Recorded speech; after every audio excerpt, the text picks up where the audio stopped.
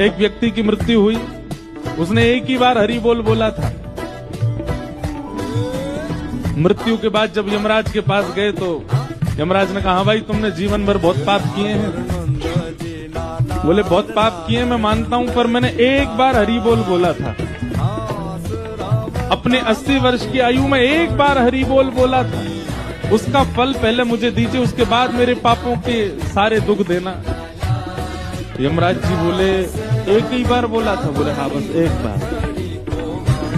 यमराज जी बोले हमको इसका फल नहीं पता। तो व्यक्ति बोला तो मुझे नहीं पता, पहले उसका फल मिलेगा तब नरक की यातनाएं भोगूंगा। यमराज जी उसको लेकर के शंकर जी के पास गए। शंकर जी से जाके पूछा कि महाराज इसने एक बार हरि बोल बोला है, इसका क्या फल मिलेगा? शंकर जी बोले भाई 1.25 लाख बार बोला हो, पुरुषण किया हो तो हमको फल पता है।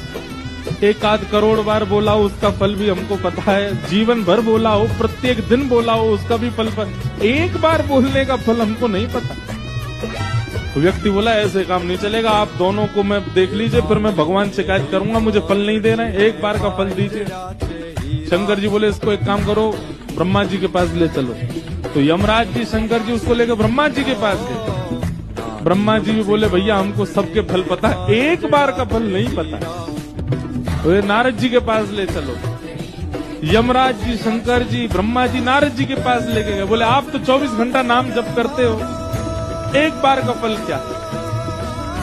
नारद जी बोले भैया 24 घंटा गाते हैं, एक बार का फल पता हो तो पूरे दिन क्यों गाते? हम तो पूरे दिन गाते रहते हैं, हमको एक बार का फल नहीं पता। अंत तो गत्वा ये हुआ कि नारद जी बोले इसको भगवान के पास ही ले चलो, परमात्मा ही बताएंगे। शंकर जी यमराज जी नारद जी ब्रह्मा जी उसको लेके जैसे भगवान के पास गए, वैकुंठ में प्रवेश करते ही चारों ने चरण पकड़े। बोले भगवान इसने जीवन में एक बार हरि बोल बोला, उसका फल क्या मिलेगा? भगवान बोले अब और फल जानने की क्या आवश्यकता है? स्वयं ब्रह्मा जी यमराज जी शंकर जी नारद जी जिसको लेके वैकुंठ धाम है, समझो यही एक बार हरि बोल का फल है।